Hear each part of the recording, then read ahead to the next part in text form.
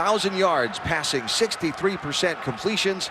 Now he has the Ducks offense backed up to their goal line. He'll keep it himself and pitch it wide. Dwayne Stanford connects with his quarterback in an unconventional way, and instead of being backed up to their goal line, the Ducks are already out across the 25. That's not exactly how you draw up the option, but the reality is it's always there for you.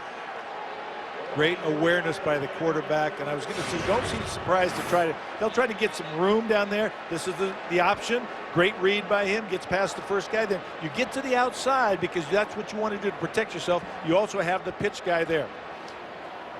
Nice job. Whoa, that's a great job. They just got by that guy who was trying to get him. Stanford, not the fastest guy, but in perfect pitch position.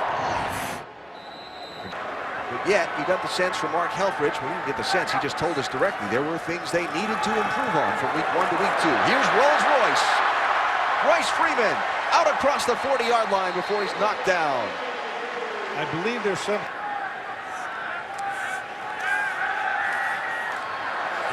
Pitch out to Freeman. Tries to get the edge. He'll be close to first down yardage before he's knocked out of bounds on a late hit. And a flag comes in, a couple of them. Kukoc will heave it downfield. It's got a receiver. Devin Allen. How did he catch that ball? One of the more improbable third down conversions you're going to find. Tremendous. Give him a run pass option. Nelson. In motion. Here's Kukoc throws wide open in the end zone. And touchdown, Dwayne Stanford.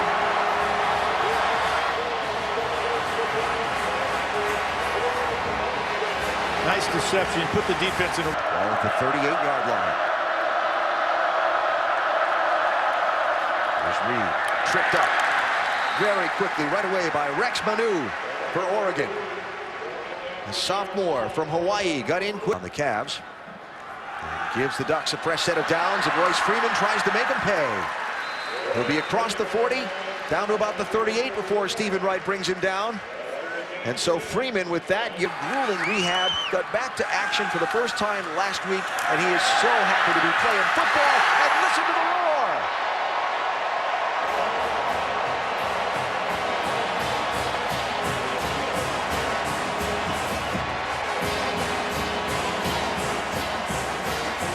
The dedication he has put in to come back from that traumatic injury is amazing. And he's not as nimble as he once was, but he's actually a better blocker. He still has the range, he has the hands, and he has a future. This is a fake wide screen and go. He just pretends like he's going out there to block. Instead, he sneaks into the end zone, catches the ball, and the crowd erupts.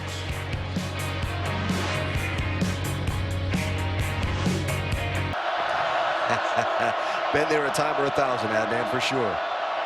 Down goes Benkert, the Virginia quarterback. Jalen Jelks again, 97. Jelks, in my mind, is probably the best pure pass rusher that the Ducks have. They line him up, and here he comes. You can see him right here coming from the left side of your screen. Just gets through right over the top of the man. They had another guy coming third. Wonder what the noise level is there. Benkert to throw. Trying to get a bunch into double coverage, and it's intercepted.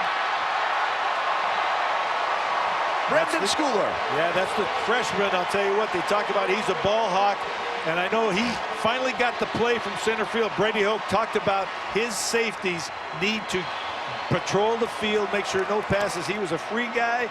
Ball was thrown up in the air. We can take a look at it right now as we watch. He just goes up, high points the ball, which is great. Does he have control? Looks like he does as he hits the ground. Yeah. Play should stand.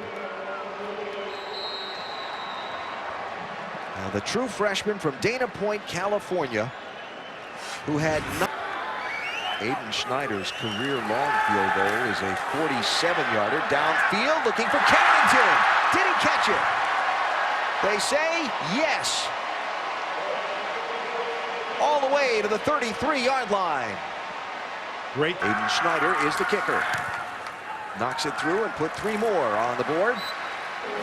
And your halftime score will be 30-6. Under pressure, takes the hit, throws to a wide open receiver.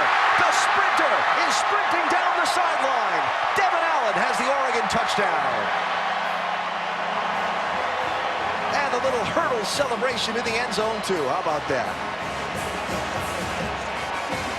He ran right from the Olympics over the hurdles to the football stadium into the end zone, and the fans love it. They needed to try that high five again, though. You can see that he's up top. I thought this was a great throw by Dakota Pruk up under pressure. Allen just runs straight down the hash, just inside the hash. The ball is perfectly thrown, but he catches it in stride, and then very few people are ever going to catch him. We're going to do everything we can to try to win, but if we don't win, we still want to compete. Benkert under pressure, down he goes. Gus Cumberlander in the game for the Ducks and gets credit for the sack. Brady Hoke, the new defensive coordinator, happy about that one. This was a dash type play. The quarterback drops back and then comes out to the side. He rolls and is supposed to seal that side. Great job by the end, staying up the field, staying disciplined, and then finding the drive around.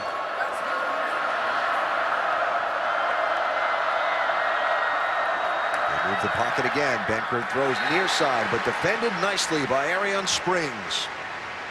It's the front seven, however they play with it, 3-4, 4-3, 5-2, you know, whatever the case may be. It's still how you play in the back end. And right now, the pressure of the Oregon defense, they're like a pack of hungry dogs coming after the quarterback. As a piece of meat back there, and they've got a chance to finish this thing. And players feed off of other players on the field performance.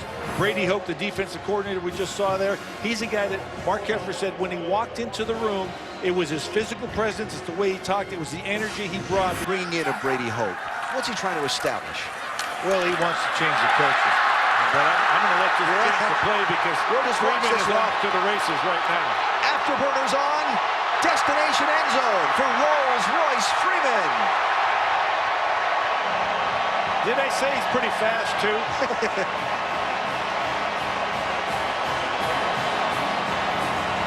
Jaylen Brown threw a great block. I hope we can see it on the replay because he sort of made that play happen. Well, that'll pad your numbers on the night. 85 yards in one carry. Little counter play, great block at the line of scrimmage. Nice move right there to avoid the tackle in. A nice block right there as we talked about down the field. Now, this guy's carried the ball a bunch. He's not a power back. He's got it all. He's got the speed to finish. And that's what he talked about. All right, so 2nd and 10.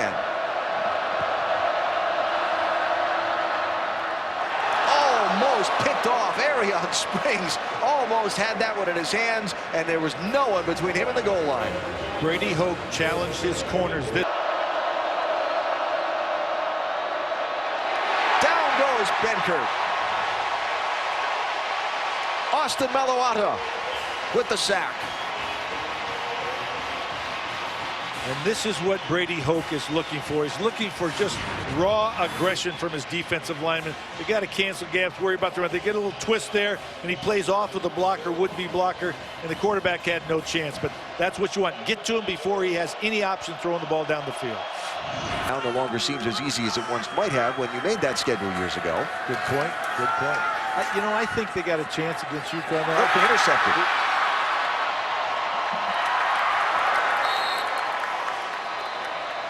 Intercepted and run back by Khalil Oliver, and the ball will go over to the Ducks with 2:19 to go.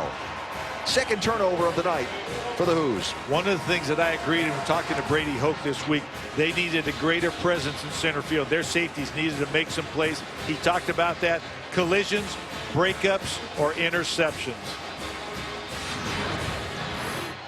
And right in here, we got to talk about that guy's got to make plays wherever the ball's thrown. He's a free hitter. He sees the ball. He's got to make a play. He's got to get there. Watch him break on the ball right there. High point it. That's perfect. That's what you want. That's what you teach. But you got to be able to do it in the game. More points per yard. I will tell you that as a coach. Interesting. Pass complete. Set Dwayne Stanford on the reception. It is. And the Ducks cross midfield as we hit 2 minutes to go in this